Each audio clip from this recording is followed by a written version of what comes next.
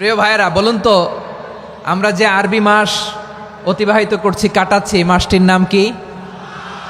শাবান। মাশাআল্লাহ, এই তো আপনারা সবাই জানেন। শাবানের পরেই যে মাস আসবে এটার নাম কি? রমাদান যে আসতেছে, আপনাদের ভাল লাগে? হ্যাঁ, রমাদান নাম শুনলেই মুমিন হৃদয়ে বয়ে যায় প্রশান্তির ফল্গু ধারা, ঠিক কিনা? একটা আনন্দ, একটা উচ্ছ্বাস আমাদের হৃদয়ের মধ্যে চলে আসে। রমাদান সাইয়্যিদুশ শুহুর, 12 মাসের মধ্যে সবচাইতে শ্রেষ্ঠতম মাস রমাদান আল মুবারক আসছে। আত্মশুদ্ধির মাস, আত্মসংশোধনের মাস, শুদ্ধাচারের মাস, নিজেকে আলোকিত করবার মাস, ঠিক কিনা বলেন? এই রমাদানুল মুবারকে আমাদের কি করণীয়, কি বর্জনীয়, what to do and what not to do, এই টপিকসের উপর কিছু কথা আপনাদের সামনে উপস্থাপন করব ইনশাআল্লাহ। ওমা তাওফীকি ইল্লা বিল্লাহ।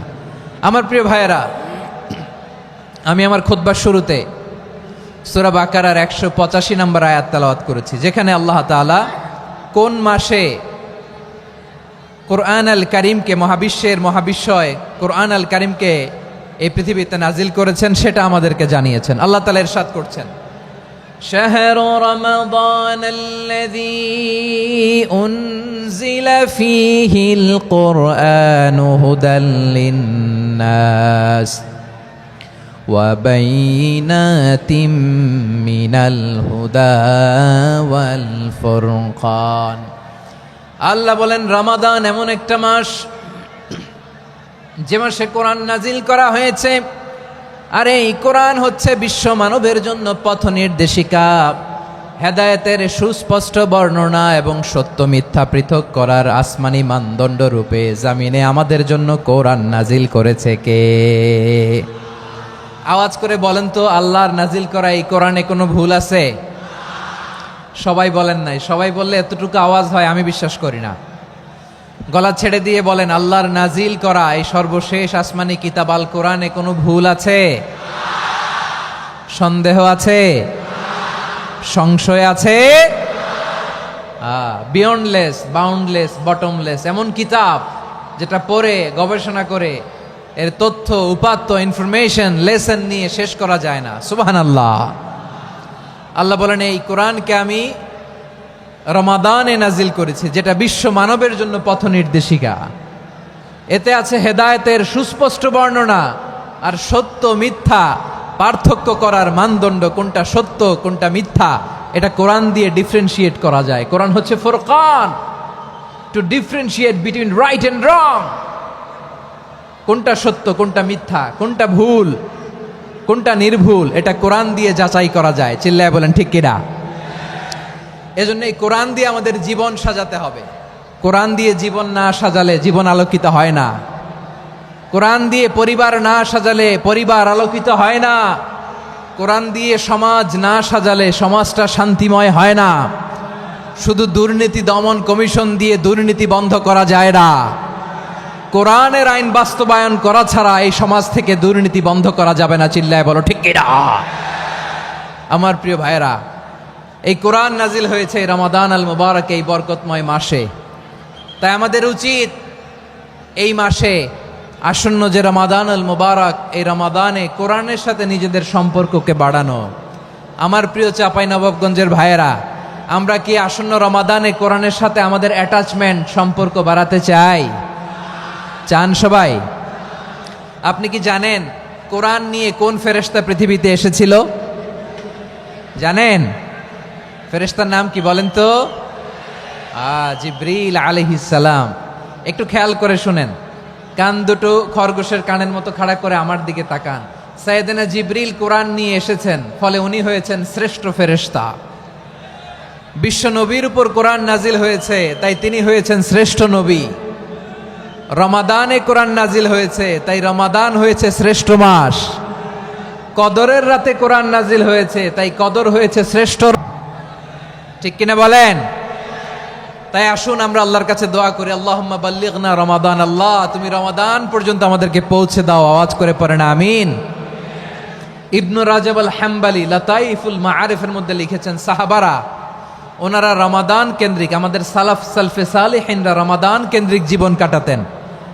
ওনারা রমজান আসার 6 মাস আগে আল্লাহর কাছে দোয়া করতেন, আল্লাহ রমজান পর্যন্ত পৌঁছে দাও। রমজান চলে যাওয়ার পরে বাকি 6 মাস আল্লাহর কাছে দোয়া করতেন, আল্লাহ এই রমাদানে যে আবাদত করেছি এই আবাদতগুলো তুমি কবুল করে নাও। সুবহানাল্লাহ। তাহলে পুরো বছর রমাদান কেন্দ্রিক জীবন। রমজান আসার আগে 6 মাস দোয়া করতো, আল্লাহ আমরা যেন রমজান পাই।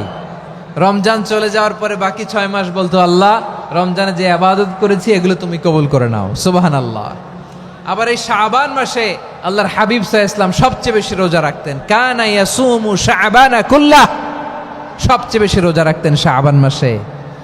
ওয়া কানা ইয়াসুমু শাবানা ইল্লা কলিলা, শাবানের অল্প কয়েকদিন ছাড়া পুরো শাবানটাই বিশ্বনবী রোজা রাখতেন। সুবহানাল্লাহ পড়েন। এই শাবানে আপনারা রোজা রাখছেন তো? রাখছেন? আল্লাহ তুমি কবুল করো। আমরা সবাই পড়ি আমিন। মাইকের সাউন্ডটা একটু স্ট্রং করবেন। প্রিয় ভাইয়েরা, এই শাবান শেষে আমাদের মধ্যে আগমন করবে রমাদান, এবং এই রমাদানুল মুবারক আল্লাহ তাআলা আমাদের জন্য সিয়াম ফরজ করেছেন। কি ফরজ করেছেন? তিনি সূরাতুল বাকারার 183 নম্বর আয়াতে ইরশাদ করছেন, রাব্বুল আলামিন বলেন, ইয়া আইয়ুহাল্লাযীনা আমানু কুতিবা আলাইকুমুস সিয়ামু কামা কুতিবা আলাল্লাযীনা মিন ক্বাবলিকুম লাআল্লাকুম তাত্তাকুন। আল্লাহ বলেন, ও বিশ্বাসীরা শোনো শোনো, তোমাদের জন্য সিয়ামকে ফরজ করা হয়েছে, ঠিক যেমন ভাবে তোমাদের পূর্ববর্তী উম্মতদের উপরও সিয়ামকে ফরজ করা হয়েছিল, লাআল্লাকুম তাত্তাকুন, যাতে করে তোমরা সবাই মুত্তাকি হতে পারো। সুবহানাল্লাহ বলেন, যাতে করে তোমরা আল্লাহ সচেতন হতে পারো। তাহলে সিয়ামকে, এই সামনে যে রমাদান আসতেছে আমার প্রিয় ভাইয়েরা, এই পুরো রমাদান ব্যাপী সিয়াম সাধন করা, সিয়াম পালন করাকে আমাদের জন্য ফরজ করে দিয়েছে কে? রমাদানের রোজা রাখার নফল নাকি? রমাদানে সিয়াম পালন করা কি নফল? সুন্নাত? তাহলে কি ফরজ? আওয়াজ করে বলেন, রমাদানের রোজা রাখা কি ফরজ? এটা শুধু আমাদের উপরই ফরজ না, আমাদের আগে যত জাতিগোষ্ঠী এই পৃথিবীতে এসছে সবার উপরে সিয়াম পালনকে ফরজ করেছে কে? সবার উপরে আল্লাহ তাআলা সিয়াম পালনকে ফরজ করেছিলেন। তবে ধরনটা ভিন্ন ছিল, এক এক জাতিগোষ্ঠীর জন্য এক এক ধরনের ছিল। আমাদের জন্য সিয়াম ফরজ টানা 1 মাস 30 দিন বা 29 দিন। কোন কোন উম্মতের উপর 30 দিন না, মাত্র 3টা রোজা ফরজ ছিল। কয়টা? আওয়াজ করে বলেন। আপনাদের কি মনোযোগ আছে না গেছে? মনোযোগ আছে? তাকবীর পড়েন তো, লিল্লাহে তাকবীর। আমাদের 1 মাস সিয়াম ফরজ। পূর্ববর্তী অনেক উম্মতের উপর 1 মাস ছিল না, 3টা ফরজ ছিল। কয়টা? প্রতি মাসের 13, 14, 15 ফরজ ছিল তাদের জন্য। কারো জন্য শুধু একটা, আশুরার রোজা। কোন কোন উম্মতের জন্য 10টা। কোন কোন উম্মতের জন্য রোজা ফরজ ছিল মৌনতার রোজা, আরবিতে বলে সওমুল ইনসাত, মানে সারাদিন খেতে পারবে, পান করতে পারবে, স্ত্রীর সাথে মেলামেশা করতে পারবে, কিন্তু কথা বলতে পারবে না। কথা বললেই তাদের রোজা ভেঙে যেতে। পড়েন সুবহানাল্লাহ। কি অদ্ভুত ব্যাপার! মৌন সম্মতির রোজা। যেমনটি সাইয়্যিদাতুনা মারিয়াম আলাইহিস সালাম বলেছেন, রোজার উদ্দেশ্য কি, সিয়াম পালনের উদ্দেশ্য কি, এটা আল্লাহ তাআলা স্পষ্ট এই আয়াতের পেছনে বলেছেন যে লাআল্লাকুম তাত্তাকুন, যাতে করে তোমরা আল্লাহ সচেতন হতে পারো, আল্লাহ ভীতি তোমাদের মধ্যে গ্রো করে, গড কনশাসনেস, আল্লাহ কনশাসনেস, আল্লাহ সচেতনতা যেন বাড়ে, দ্য সেন্স অফ অ্যাকাউন্টেবিলিটি। আল্লাহর সুপ্রিম কোর্টের কাঠগড়া এই দুনিয়াতে আমি যাই করলাম তার সবকিছু যে পাই টু পাই হিসাব দিতে হবে, এই sense, to enhance the sense that whatever we do, Allah is watching me. আপনি যাই করেন কেউ দেখে না, কিন্তু দেখে কে? শুরুতেই তো জিজ্ঞেস করেছিলাম যে কেউ যেটা দেখে না সেটা দেখেন কে? কেউ যেটা শোনে না সেটা শোনেন কে? এর নাম হচ্ছে লাআল্লাকুম তাত্তাকুন, যাতে করে তোমরা আল্লাহ সচেতন হতে পারো, আল্লাহ ভীরু হতে পারো। দুনিয়ার কেউ দেখে না, কিন্তু আল্লাহ দেখে। এটাই রোজার মূল শিক্ষা। আমার প্রিয় ভাইরা, আপনি লুকিয়ে লুকিয়ে ঘরের ভেতরে অন্যায় করেছেন, পাপ করেছেন, আপনার বাবা দেখে নাই, মা দেখে নাই, স্ত্রী দেখে নাই, কিন্তু দেখেছে কে? আল্লাহর চোখ ফাঁকি দেয়া যায়?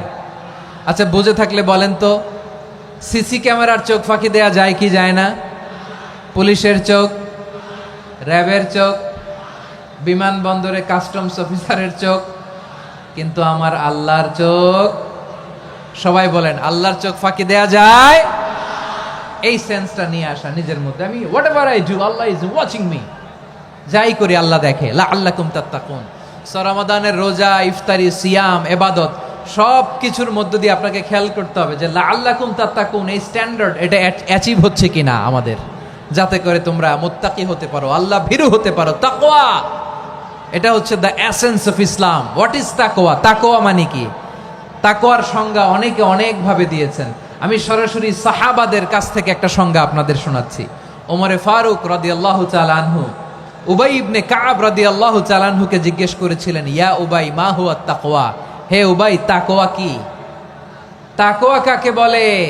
উবাই ইবনে কাব তিনি প্রশ্নের উত্তর না দিয়ে উনিও আবার প্রশ্ন ছুড়লেন। তিনি বললেন, ইয়া আমির আল মুমিনিন, আমা সালাকতা তরিকান যা শাউক? আপনি কি কাঁটাযুক্ত রাস্তা দিয়ে মরুভূমিতে কখনো হেঁটেছেন? যে রাস্তার চারদিকে ক্যাকটাস, গুলমলতার কাঁটা, হেঁটেছেন? ওমরে ফারুক বললেন, নাম, হেঁটেছি। বালা, হেঁটেছি। কাইফা আমিলতা, কিভাবে হেঁটেছেন? ওমরে ফারুক বললেন, শাম্মারতু ওয়াজতাহাত্তু, আমি আমার জামা, জুব্বা আর চাদর আটোসাটো করে গায়ের সাথে এমন ভাবে মিলিয়ে রেখেছি, এমন সাবধানে হেঁটেছি যাতে করে মরুভূমির ক্যাকটাসের গুলমলতার কাঁটা আমার গায়ে বিঁধে না যায়। উবাই ইবনে কাব বললেন, ফাযালিকা হুয়া তাকওয়া। আরে তাহলে আপনি তো ঠিকই জানেন তাকওয়া মানে কি, এটাই তো তাকওয়া। ওই রাস্তা দিয়ে যেভাবে হেঁটেছেন, পুরো দুনিয়ার জিন্দেগিটা এইভাবে সাবধানে চলার নামই হচ্ছে তাকওয়া। চিল্লায় বলো ঠিক কিনা? এই দুনিয়াতে পাপ পঙ্কিলতা থাকবে, শয়তানির হাতছানি থাকবে, অপরাধ প্রবণতা থাকবে, নফসের খায়েশ থাকবে, অন্যায়ের হাতছানি থাকবে। সব কিছুকে দোলে মুচড়ে পেছনে ফেলে সাবধান হয়ে এই দুনিয়ার সিরাতুল মুস্তাকিমের পথে চলতে হবে। যেই রাস্তা শুরু হয়েছে দুনিয়াতে, শেষ হয়ে গিয়েছে আল্লাহর জান্নাতের ভেতরে। চিল্লায় বলেন ঠিক কিনা? আমার প্রিয় চাঁপাইনবাবগঞ্জের ভাইয়েরা, এটার নামই তাকওয়া। উবাই ইবনে কাব বললেন, ও আমিরুল মুমিনিন, ওই কাঁটাযুক্ত গুলমলতার রাস্তার মধ্যে ঠিক যেমনি সাবধান হয়ে আপনি হেঁটেছেন, এই দুনিয়ার বুকে ওই সাবধান হয়ে চলার নাম হলো তাকওয়া। সুবহানাল্লাহ। তাহলে তাকওয়া কারে বলে? আমার চাঁপাইনবাবগঞ্জের কলেজার টুকরা ভাইয়েরা, বুঝতে পারছেন আপনারা? হ্যাঁ, তাকওয়ার শুধু দুইটা নমুনা আপনাদের সামনে পেশ করব, আপনাদের ক্লিয়ার হয়ে যাবে। একটা নমুনা তো দিলাম, আরেকটা নমুনা, সেটাও ওমরে ফারুক রাদিয়াল্লাহু তাআলা আনহুর জীবনী থেকে। উনি ছিলেন ন্যায়পরায়ণ শাসক। রাত্রিবেলা প্রজাদের কি হাল হাকিকত, কি অবস্থা, ঘুরে ঘুরে প্যাট্রোলিং করতেন পুলিশের মতো। তো সারা রাত প্যাট্রোলিং করে সারা রাত তিনি ঘুরেছেন কার কি অবস্থা দেখে। শেষ রাতে তিনি ফিরে আসতেছেন। তিনি থাকতেন, সহিহ বুখারীতে এসেছে, কানা ইয়াসকুনু ফি আওয়ালিল মদিনা, মদিনার উঁচু এলাকায় থাকতেন। তো ফিরে আসার সময় উনি একটা প্রাচীর বেষ্টিত ঘরের পাশে দুইজন নারীর কথোপকথন শুনতে পেলেন। কয়জন নারীর? দেখি আপনাদের মনোযোগ আছে কিনা, বলেন কয়জন নারীর? একজন বৃদ্ধা, একজন যুবতী। উনি কান লাগিয়ে শুনতে পাচ্ছেন। বৃদ্ধা মা, ওমরে ফারুক কাউকে দেখতে পাচ্ছেন না, শুনতে পাচ্ছেন। বৃদ্ধা মা তার যুবতী মেয়েকে বলে, এই তাড়াতাড়ি ওটের দুধ দহন করে ওটের দুধের সাথে পানি মিশাও, তাইলে কালকে বাজারে মদিনায় বেশি দামে বিক্রি করা যাবে, লাভ হবে অনেক। বৃদ্ধা মহিলা এটা বললেন। যুবতী মেয়ে উত্তরে বলে, মা আপনি জানেন না আমিরুল মুমিনিন খলিফাতুল মুসলিমিন ওমরে ফারুক দুধে পানি মিশানোকে দণ্ডনীয় অপরাধ বলে ঘোষণা দিয়েছে, জানেন না? এবার বৃদ্ধা মহিলা বলে, আরে পাগলি, এই ভোর রাতে আমিরুল মুমিনিন ওমরে ফারুক আসবে কোত্থেকে? উনি আসবে কোত্থেকে? ওনার পাইক পেয়াদা সিকিউরিটি আসবে কোত্থেকে? কেউ দেখবে না। আরে কেউ দেখবে না, তাড়াতাড়ি দুধের সাথে পানি মেশাও। এই কথা যখন মা বলেছে, যুবতী মেয়েটা চমৎকার একটা উত্তর দিয়েছে।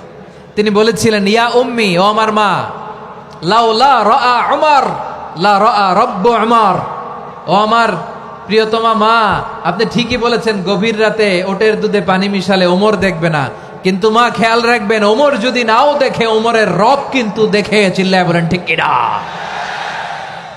দিস ইজ কল্ড তাকওয়া। লাউলা রাআ উমরু লা রাআ রব্বু উমর, ওমর দেখে না কিন্তু ওমরের রব দেখে। চিল্লায় বলেন ঠিক কিনা? এজন্য রব্বুল আলামিন বলেন, লা তুদরিকুহুল الأبصار وهو يدرك الأبصار وهو اللطيف الخبير। তিনি এমন সত্তা, দুনিয়ার কোন চোখ তাকে দেখে না, কিন্তু দুনিয়ার সবগুলো চোখকে, সব মানুষের অ্যাক্টিভিটিসকে আরশের উপর থেকে সব কিছু মুহূর্তে মুহূর্তে দেখতে পান কে? তাহলে তাকওয়া কারে বলে বুঝতে পারছেন? হ্যাঁ, দুনিয়াতে সাবধানে চলার নাম তাকওয়া। কেউ দেখে না কিন্তু আল্লাহ দেখে। এই সেন্স, এই জবাবদিহিতার ভয়, দ্য সেন্স অফ অ্যাকাউন্টেবিলিটি, এই সেন্স নিজের মধ্যে গ্রো করার নাম হচ্ছে তাকওয়া। আর এই সিয়াম পালন করার প্রাইম অবজেক্টিভ অফ সিয়াম হচ্ছে লাআল্লাকুম তাত্তাকুন। আওয়াজ করে বলেন লাআল্লাকুম তাত্তাকুন। আমার প্রিয় ভাইয়েরা, এই আসন্ন রমাদান এটা এমন এক বরকতের মাস, যে মাসে আমরা নিজেদের নাফসের উপর নিয়ন্ত্রণ প্রতিষ্ঠা করি। সারা বছর নাফস আমাদেরকে নিয়ন্ত্রণ করে, আর রমাদানে আমরা নাফসকে নিয়ন্ত্রণ করি। কথা বুঝতেছেন? সারা বছর নাফস আমাদেরকে নিয়ন্ত্রণ করে। এই যে এখন আমার খেতে মনে চাইলে যে খেজুর রাখা, আমি খেজুর খেতে পারবো, নাটস আছে, বাদাম খাইতে পারি। খাইতে মন চাইলে পানি, আমার রুহুটা চায়, আমার নাফসটা খেতে চায়, আমি খেতে পারি, পান করতে পারি। বিবাহিতরা দিনের বেলায় স্ত্রীর সাথে মেলামেশা করতে চাইলে করতে পারে, কিন্তু রমাদানে দিনের বেলায় খেতে মনে চায় কিন্তু আমরা খাই। আমার প্রবৃত্তি খেতে চায় কিন্তু প্রবৃত্তির কথা আমরা শুনি, কথা কয় না। রমজানে খেতে মন চাইলে আমরা খাই, তৃষ্ণায় গলা ফেটে যায়, গলার ছাতি ফেটে যায়, কিন্তু এক ঢোক পানিকে আমরা গিলি। বিবাহিতরা দিনের বেলা স্ত্রীর সাথে কি মেলামেশায় যায় না। তার মানে সারা বছর নফস আমাদেরকে নিয়ন্ত্রণ করে, আর রমাদানে নফসের উপর আমরা নিয়ন্ত্রণ প্রতিষ্ঠা করি। নফসের লাগাম আমরা রমাদানে টেনে ধরে, চিল্লায় বলেন ঠিক কি না? এজন্য আমার প্রিয় ভাইয়েরা, নফসের উপর নিয়ন্ত্রণ নিতে চাইলে রমাদানের রোজার কোনো বিকল্প নাই। এটা এমন মাস যে মাসের ফজিলতেরও কোনো শেষ নাই। এই মাসকে বলা হয় দ্য মান্থ অফ হোপ। এটা আশা জাগানিয়া মাস। রমজানের কথা শুনলে আশা জাগে না হৃদয়ে? হ্যাঁ, ইদা জাআ রমাদান ফুতিহাত আবওয়াবুস সামা ওয়া গুল্লিকাত আবওয়াবু জাহান্নাম ওয়া সুফিদাতিশ শায়াতিন। রমাদান আসলে আকাশের দরজাগুলো খুলে দেওয়া হয়, মানে জান্নাতের। জাহান্নামের দরজাগুলোকে লক করে দেওয়া হয়, শয়তানকে চেইন আপ করা হয়। ইবাদত করলে শুধু করতেই মনে চায়, চিল্লায় বলেন না সুবহানাল্লাহ।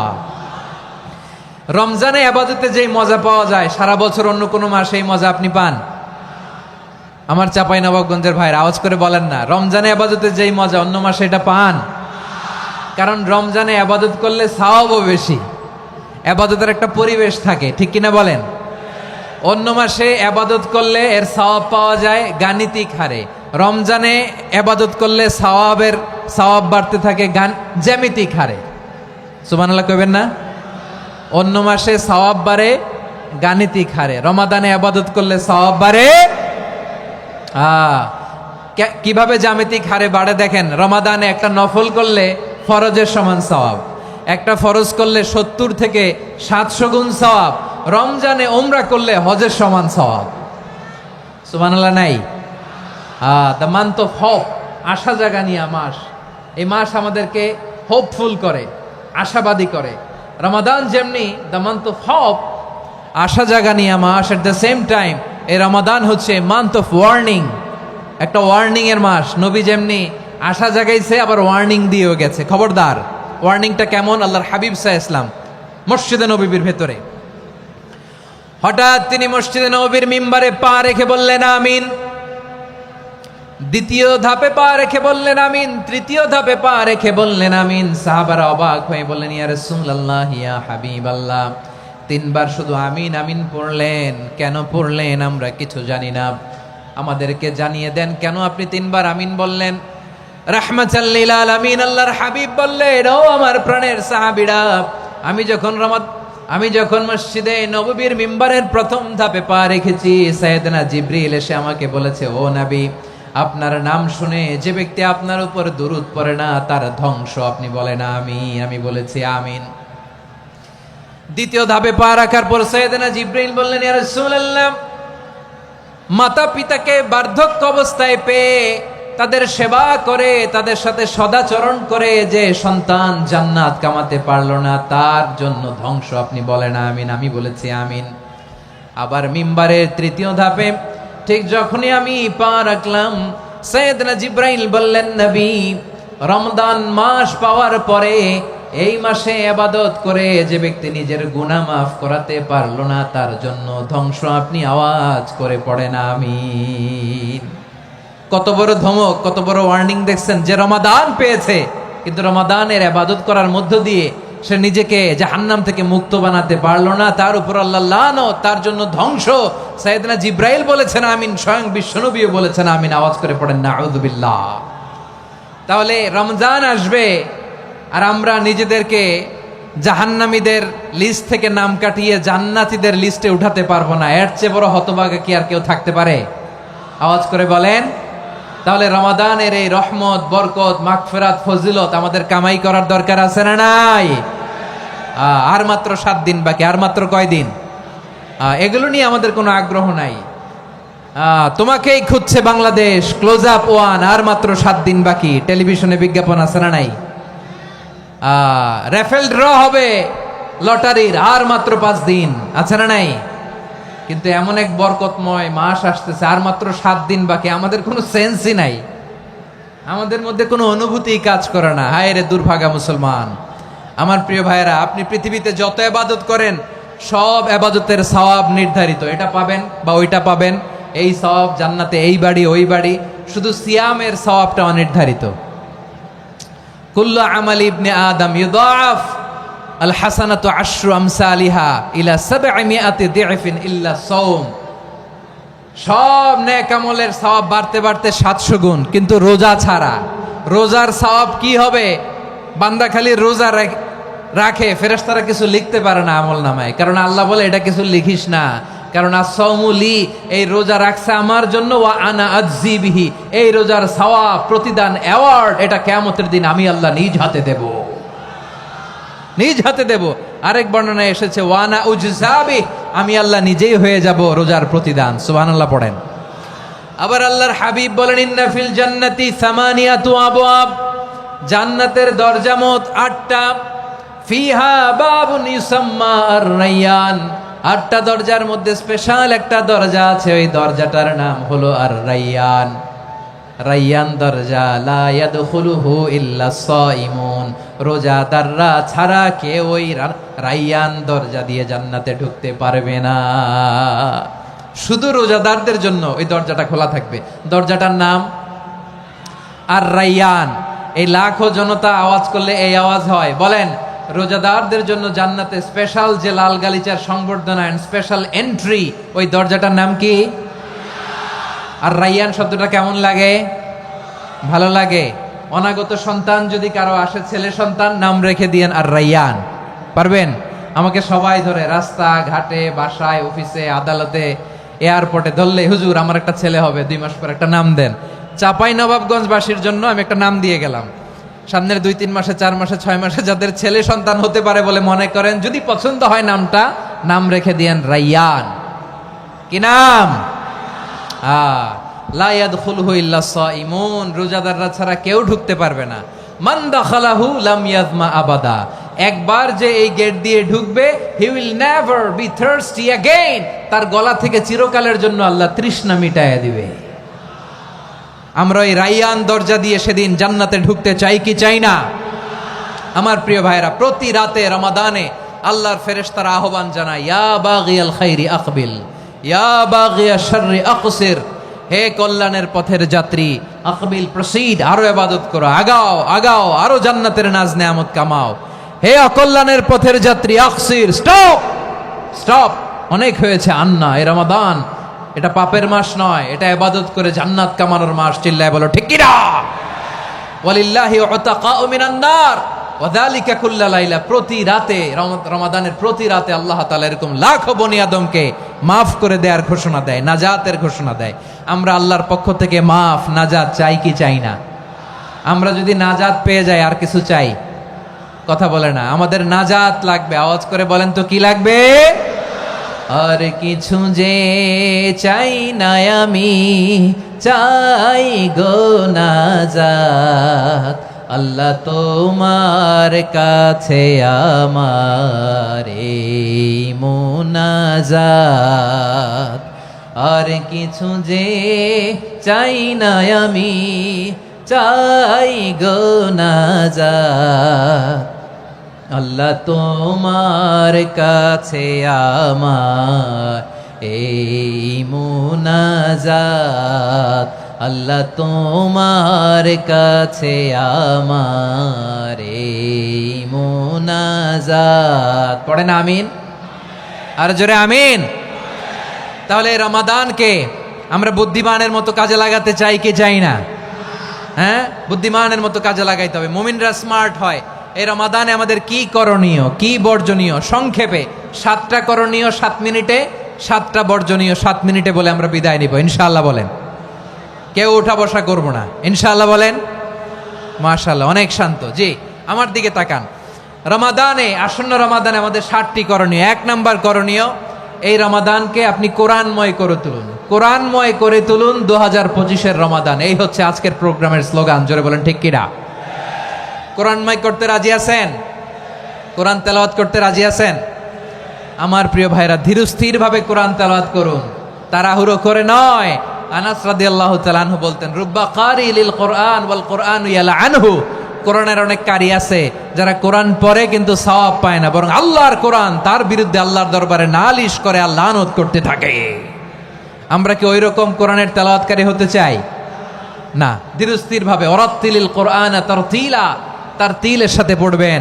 বিষ্ণু ঈসা ইসলাম কানা ইয়ামুদ্দু সাওতাহু মাদ্দান, টেনে টেনে পড়তেন। আলহামদুলিল্লাহি রাব্বিল আলামিন আর রহমানির রহিম মালিকি ইয়াউমিদ্দিন ইয়্যাকা না'বুদু ওয়া ইয়্যাকা নাস্তাঈন ইহদিনাস সিরাতাল মুস্তাকিম صراط الذين أنعمت عليهم غير المغضوب عليهم ولا الضالين পড়েন আমিন। কানা ইয়ামুদ্দু সাওতাহু মাদ্দান, টেনে টেনে পড়তেন। ওয়া কানা ইউকাত্তিউ আয়াতাহু, ইউকাত্তিউ আয়াতান আয়াতান, প্রত্যেক আয়াত পড়ে পড়ে তিনি থামতেন। এভাবে কোরআন পড়তে হবে। আমাদের অনেক মা বোনেরা আজকের এই চাঁপাইনবাবগঞ্জের প্রোগ্রামের অনেকগুলো মহিলা প্যান্ডেল আমি ল্যান্ডিং করার সময় দেখেছি।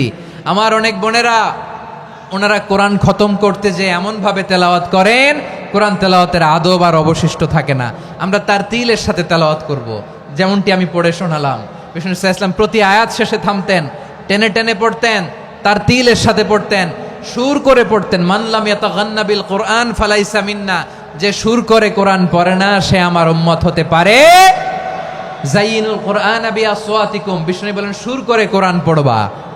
অনেকে কোরআনের খতম তুলবার জন্য কোরআনরে একেবারে খতম করে দেয়, এরকম আছে না নাই? কোরআনের খতম তোলার জন্য কোরআনরে কি করে? একেবারে খতম করে দেয়। না, আপনি ধীরস্থির ভাবে পড়ে যদি খতম দিতে পারেন মাশাআল্লাহ, না পারলে যতটুকু পারেন পড়বেন। এরপর অনুবাদ পড়ার চেষ্টা করবেন, তাফসির পড়ার চেষ্টা করবেন। আপনাদের জন্য এক অনন্য উপহার রয়েছে আমার পক্ষ থেকে, এক নজরে কোরআন। 114 সূরার সারমর্ম, সার নির্যাস আমরা নিয়ে এসেছি এখানে বাংলা ভাষায়। আমার জানা মতে খুব সম্ভবত এই প্রথম কাজ, কেউ করে নাই। আরবিতে পাবেন এরকম অনেক বই, ইংরেজিতে কিছু কাজ আমরা দেখেছি, কিন্তু বাংলায় পাবেন না। এত চমৎকারভাবে আমরা সূরাগুলোর সারমর্ম, সার নির্যাস তুলে ধরার চেষ্টা করেছি। 5 পৃষ্ঠায় আপনি জেনে যাবেন এই সূরার সেন্ট্রাল থিম কি। 5 পৃষ্ঠায় জেনে যাবেন মেজর থিম কি, এই সূরায় কি কি নিয়ে আলোচনা করা হয়েছে, এই সূরা থেকে মূল লেসন কি, মূল শিক্ষা কি, সহজে আপনারা বুঝে যাবেন। সুযোগ হলে এটা সংগ্রহ করবেন আপনারা। যে কোনো ধরনের ভালো অনুবাদ আপনারা পড়বেন, তাফসির পড়বেন। আমরা কোরআনময় করতে চাই। খতম কোরআনে রমাদানের 1 খতম দেওয়ার একটা সহজ পদ্ধতি হচ্ছে, রমাদানের প্রতি নামাজের পরে 4 পৃষ্ঠা। প্রতি নামাজের পরে কয় পৃষ্ঠা? 4 পৃষ্ঠা। তাহলে 5 ওয়াক্তে 4 পাঁচা 20 পৃষ্ঠা। হেফজে কোরআনগুলো 20 পৃষ্ঠা 1 পারা। এভাবে 30 দিনে আপনার 1 খতম হয়ে যাবে। আমরা যেন তার তিলের সাথে বিশুদ্ধভাবে কোরআন তেলাওয়াত করতে পারি, আল্লাহ তৌফিক দান করুক। পড়ে না আমিন। 2 নাম্বার করণীয়, ধীরস্থিরভাবে তারাবির সালাতগুলো যেন আমরা আদায় করি। তাড়াহুড়ো করবেন না আল্লাহর ওয়াস্তে, তাড়াহুড়ো করবেন না, তাহলে কোরআন আমাদের জন্য বদদোয়া করবে। তাড়াহুড়ো করবেন তারাবির নামাজে। তারাবির নামাজ সালাতুত তারাবিহ মানে বিশ্রামের নামাজ। আর আমরা পড়ি সলাতুল কেতর, রেলগাড়ির মতো নামাজ। চিল্লায় বলেন ঠিক কি না? না, এরকম করবেন না। ইমাম সাহেবদেরকে আশ্বস্ত করুন যে ইমাম সাহেবরা আমরা পিছনে আসি আপনাদের সাথে, আপনি আস্তে আস্তে পড়েন, তার তিলের সাথে পড়েন, ধীরস্থির ভাবে তারাবির সালাত পড়বেন। সারা বছর এই সুযোগ হয় না, দাঁড়িয়ে কোরআন শোনার এরকম আয়োজন ব্যবস্থাপনা সারা বছর আর আমরা পাই বলেন তো না। তারাবির সালাতের রাকাত বিতর্ক এড়িয়ে চলুন, রাকাত নিয়ে বিতর্ক করবেন না। 8 রাকাত 20 রাকাত নিয়ে যে মারামারি এই দেশে, এটা শয়তানের ফন্দি। চিল্লায় বলেন এটা কার ফন্দি? আমরা 20 রাকাত পড়ি, আপনারা হয়তো 8 রাকাত পড়েন, কোনো অসুবিধা নাই। আমরা যারা 20 রাকাত আমরা পড়তেছি, আমরা 20 রাকাতের কথাই বলি, 20 রাকাত আমরা পড়বো আজীবন। সৌদি আরবে মক্কা মদিনায় 20 রাকাত পড়ে, কোনো অসুবিধা নাই। অন্যান্য মসজিদগুলোয় 8 রাকাত পড়ে, এই নিয়ে এদের মধ্যে মারামারি আছে? হ্যাঁ, এই জন্য রাকাত বিতর্ক এড়িয়ে চলবেন। প্রিয় ভাইয়েরা, আপনার আমল আল্লাহর কাছে কবুল হবে সংখ্যার বিচারে না উত্তমতার বিচারে বলেন তো? সংখ্যার বিচারে না উত্তমতার বিচারে?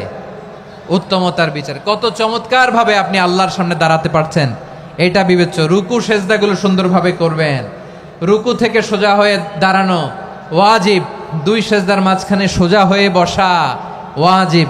এই তা'দিলুল আরকান বাদ দিলে হানাফি মাযহাব মতে সৌ সেজদা দিতে হবে, অন্য মাযহাব মতে নামাজই হবে না, আপনার নামাজই হবে না। এই জন্য ধীরস্থির ভাবে তারাবির সালাত যেন আমরা আদায় করি। পারা যাবে তো ইনশাআল্লাহ? 3 নাম্বার, তাহাজ্জুদের সালাত আদায় করুন। বছরের অন্য সময় উঠতে পারি না, অনেকে বলে হুজুর উঠতে পারি না, কিন্তু রমাদানে সাহারি খাওয়ার জন্য তো ওঠাই লাগে। কি বলেন, সাহারি খান আপনারা? হ্যাঁ, খান না? খান কে কে দেখি তো? মাশাআল্লাহ মাশাআল্লাহ, এই সুন্নত পালনের জন্য 1 নাম্বার। মাশাআল্লাহ, ঠিক আছে, পালন করবেন। আল্লাহর হাবিব বলেন তাসাহহারু ফা ইন্না ফিস সাহুরি বারাকা, তোমরা সাহারি খেও, কেননা সাহারির ভেতরে বরকত ঢুকায় দিয়েছে কে? একটা খেজুর 1 গ্লাস পানি খেলেও সারা দিন আপনাকে তরতাজা রাখে কে? তো সাহারির জন্য যেহেতু উঠতেই হয়, সাহারি খাওয়ার আগে বা পরে 2 রাকাত 4 রাকাত তাহাজ্জুদ পড়া যাবে না?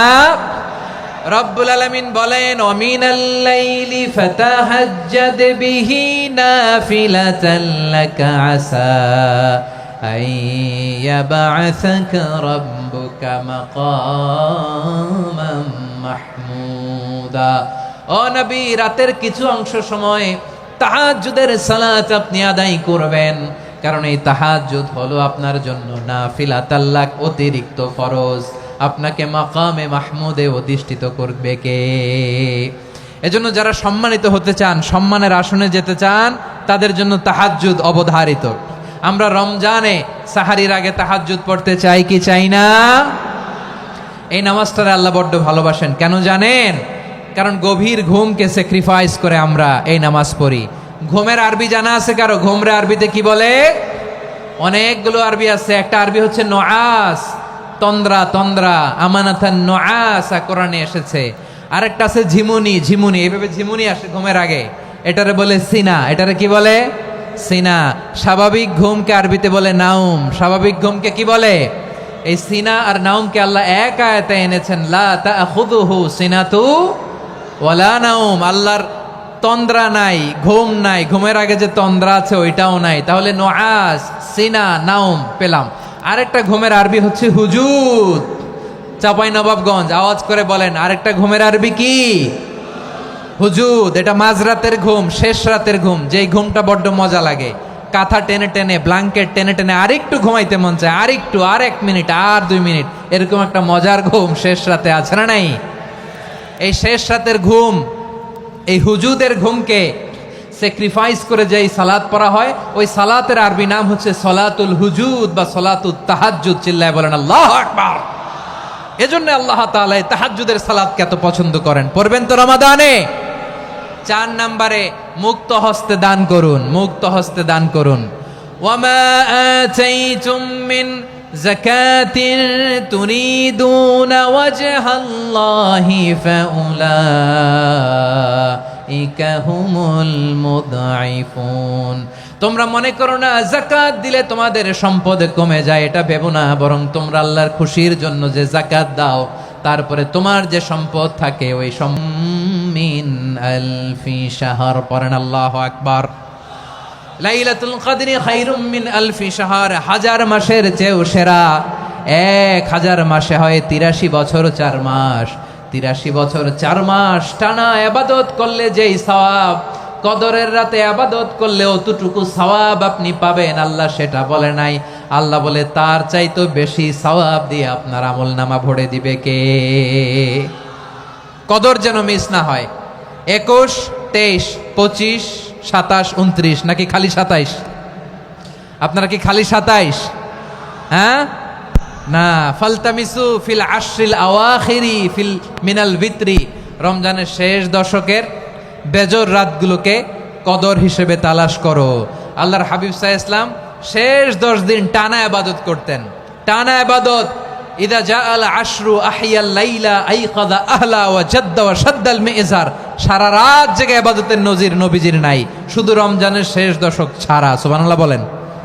নিজেও ঘুমাতেন না, ফাতেমা রাদিয়াল্লাহু তাআলা আনহু, আলী রাদিয়াল্লাহু তাআলা আনহু কাউকে ঘুমাতে দিতেন না, সবাইকে জাগিয়ে তুলতেন। আমরা সারা রাত জেগে ইবাদত করব, রাজি আছেন তো? কদর যেন আমাদের মিস না হয়। আজকে থেকেই ক্যালেন্ডারে মার্ক করে রাখেন, সব কাজ পেছনে ফেলে, সব ব্যস্ততাকে পেছনে ফেলে ইবাদতের জন্য আমরা প্রস্তুত থাকবো কদরের রাতে। কোনোভাবে কদর যেন আমাদের মিস না হয়, ইনশাআল্লাহ বলেন তো সবাই। 6 নম্বরে পারলে ইতিকাফ করবেন। আল্লাহর হাবিব সাল্লাল্লাহু আলাইহি ওয়াসাল্লাম প্রতি বছর 10 দিন ইতিকাফ করতেন। যে বছর ইন্তেকাল করবেন সে বছর 20 দিন ইতিকাফ করেছেন। আপনি বলবেন হুজুর ইতিকাফ না করলে সমস্যা কি? আমার নবী একটা ইবাদত সারা জীবনেও ছাড়ে নাই, আর আপনি জীবনে একবারও করেন নাই। এবার হিসাব আপনার কাছে, হিসাব আপনার কাছে। না পারলে অন্তত রাত্রি বেলাগুলো মসজিদে কাটাবেন, পারবেন তো ইনশাআল্লাহ? সব শেষে শিশু এবং নারীদের ব্যাপারে বিশেষ খেয়াল রাখবেন। শিশুদের রমাদানের ব্যাপারে উৎসাহ দেন, তাদের প্রস্তুতি নেওয়ান, তাদেরকে রোজা রাখতে দিবেন। আমার ভাইয়েরা এবং বোনেরা, পর্দার আড়ালে মায়েদেরকে বলবো, চাপাই নবাবগঞ্জের মায়েরা, 1 দিন 2 দিন না খেয়ে থাকলে আপনার ছেলে মেয়ে মারা যাবে না, ঠিক কিনা বলেন? ওদেরকে উৎসাহিত করেন, ওদের ছোট্ট যারা রাখতে দেন, বলেন যে বাবা সকাল থেকে দুপুর পর্যন্ত না খেয়ে থাকলে তোমার অর্ধেক রোজা, এরকম 2 দিন অর্ধেক মিলে তোমার 1 রোজা। এরকম আমি কত রোজা রাখছি ছোটবেলায়, কোনো হিসাবই নাই। আমার দাদি বলতো সকাল থেকে না খেয়ে দুপুর 12টা পর্যন্ত রাখলে নাকি অর্ধেক হয়, এরপরের দিন অর্ধেক, 2 অর্ধেক মিলে 1 রোজা। এটা তো আসলে রোজা হয় না, কিন্তু তাকে উৎসাহ দেয়া। ইফতার প্রোগ্রামগুলোতে নিবেন আমাদের বাচ্চাদেরকে, দেখবেন যে ওর ক্ষুধা লাগতেছে, খায় না, কারণ কেউ খায় না। একজন আজান দিচ্ছে, সবাই খেজুর নিয়ে ইফতার করতেছে। এই দৃশ্য, এই ট্রেডিশন, এই ইবাদত, এই তারবিয়া ওর আগামীর জীবনটাকে সুন্দর করবে। চিল্লায়া বলেন ঠিক কি না? এভাবে আগামীর প্রজন্মকে আমাদের গড়তে হবে। শিশুদের রোজার ব্যাপারে প্রস্তুতি নিন, উৎসাহ দিন। আর নারীদেরকে কষ্ট দিবেন না। সারা দিন পেঁয়াজু, আলুর চপ, বেগুনি, পাকোড়া, ছোলা, মুড়ি, শরবত, রুয়াবজা আছে না নাই, বানাতে বানাতে আমাদের বোনেরা কাহিল হয়ে যায়, আর তারাবি পড়তে পারে না, ইবাদত করতে পারে না। আমরা যেন আমাদের বোনদের প্রতি ইহসান করি, পারবেন তো সবাই?